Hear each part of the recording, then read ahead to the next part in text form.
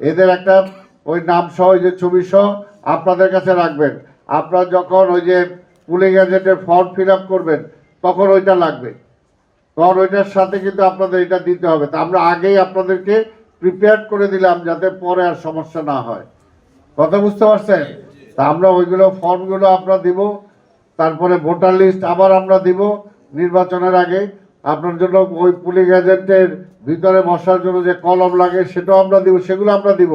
কিন্তু এই যে ইনফরমেশন যেগুলো এগুলো সেগুলো আপনাদের ফিল আপ করতে হবে, আপনারা ঠিক করে দেবেন। আর আরেকটা দেখছেন মেজর মিজান যেটা বলছে, এই যে এটা আমরা দিয়ে দিলাম, এর মধ্যে আমরা কিছু পুলিং এজেন্ট ট্রেনিং দিছি।